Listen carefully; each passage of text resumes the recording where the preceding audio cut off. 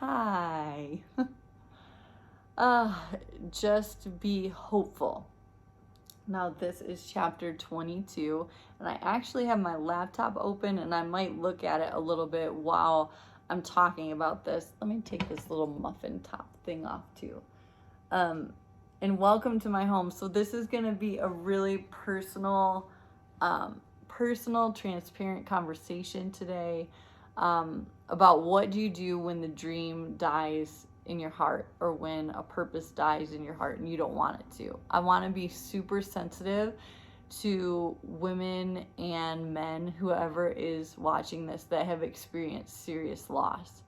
I want you to know that I'm so sorry for that loss that you've experienced in your life, whether it's a loved one or multiple loved ones that have passed away, or an illness, whatever it is, or abuse.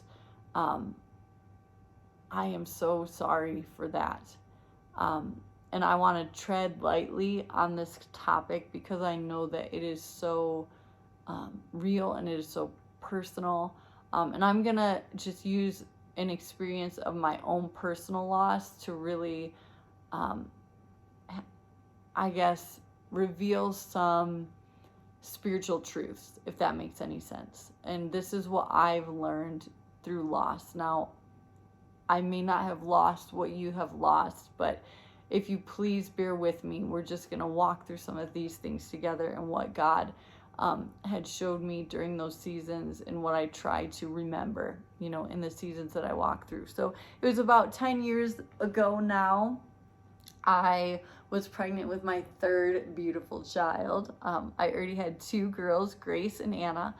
And I went in for my doctor's appointment right around 11 weeks, and the doctor couldn't hear the heartbeat, which they said was normal because my uterus was tilted backwards. I already knew this. It was like tilted back, and so it was harder for them to hear the heartbeat. But everything else was great. My hormones were great, everything. So I left the office, and they're like, come back in 2 weeks and we'll redo it, and just let us know if anything changes. And so I went home and I started experiencing some spotting, like I was bleeding, and it wasn't a lot. I made my doctor aware. He said, don't worry about it. Your hormones are great. Everything's going to be okay. And but the spotting didn't stop. And I'll never forget, it was about a week later, I was at one of our dear friend's 30th birthday party. And I was spotting. It was getting a little bit heavier. And I remember being at the party and I just couldn't contain myself. You know how, like, you just know you need a moment alone. So I went to the only place I knew where I could be alone, and that was the office bathroom. It was a single stall bathroom with this shaggy carpet, rug on the floor, and like pictures of us over the years were on the walls. And I went in there, turned on the fan, locked the door, and I just fell to my knees, honestly, and I hugged the toilet. I mean, what you do when you're in grief, right? And I just prayed, and I asked God to save my baby, because I knew something was wrong. But I knew that I served a God who did miracles. So it was like this war within me. Here's what I see, but God, I know that you can do miracles. And I just cried and cried until I knew people were probably looking for me. So I get up, I have like carpet marks on my knees, all of this, and I try and make my face look better, and I go back out and put a smile on. That was a Friday night, I believe, and then Sunday was Father's Day. So I went to my dad's house. He lived about an hour away, and we drove there and we hung out, and we were all sitting on the couch watching sports, which is what you do on Father's Day when you're with my dad. And so we were watching sports, and I got up and I noticed there was like a little spot of blood on the couch, and I was like, oh no, and I covered it up with a pillow, and I went to the bathroom. And when I sat down, it was just like blah, like all this just blood and everything came out, and I started crying on the toilet, and I just cried for my dad. And he ran in. My dad was a doctor for over 30 years. He just recently retired, but he ran in, and excuse me for it being graphic at this point. So if you want to fast forward, you can, but he ran in and he stuck his hand in the toilet and he was looking through the blood clots to see if there was a baby in the toilet. And there wasn't. And he looked at me and he said, "You need to go to the hospital." And it was about a 45-minute drive away, and I just cried. I cried and cried the whole 45 minutes. I called my friends, my best friend, I called her, and I just said, "Would you pray for me? Would you meet me there?" And she met me in the ER, and we just cried and we prayed. I was 13 weeks, and I cried when they told me that my baby was not alive. I cried when they told me I had to get a D&C. I cried on my way to the D&C. I cried when I woke up from surgery because I just felt this loss. And I felt myself asking God, why? Why? Why did you let this thing die when you could have made it alive? You could have made him or her alive. And I never did get the answer to the why. But in the weeks and the months to come, there was a process of God leaning into me in ways and in intimacies that I had never experienced before, as he was trying to bring healing to my heart from this heartbreaking experience. Little did I know that wouldn't be the only baby that I would miscarry. I miscarried another one later, after I actually had my third, who was Selah. I miscarried another, and I feel like God helped me through that as well. But what do you do? Okay, let's move it to spiritually. What do you do when something in your life dies, a dream or a purpose, and you don't want it to, and you're left and you're asking God why? And I have a couple things that I want to read because I don't want to get them wrong.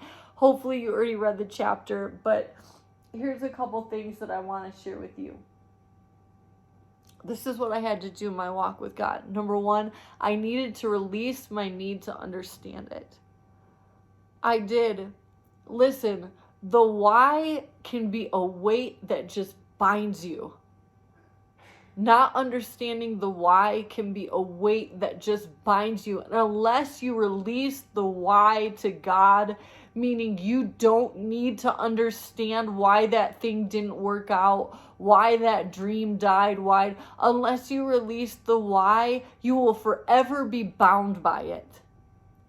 I had to come to a point in my walk with God where I was like, God, I've been asking you why, and I want you to know that I don't need to know all the why, but I will still choose to trust you. I will still choose to trust you.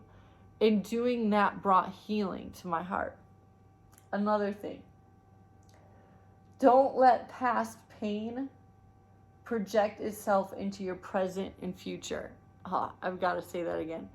Don't let past pain project itself into your present and future. So here's what I found myself doing. I had lost that baby.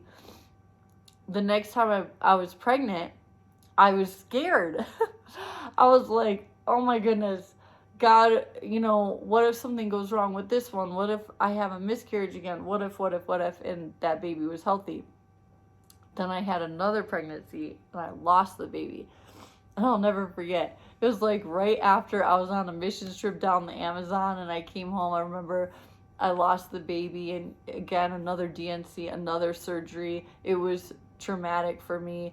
But then when I got pregnant with my fourth girl, who now is Noella Praise, I was so scared that pregnancy. So this by now is my 1, 2, 3, 4, 5. This was by now my 6th pregnancy.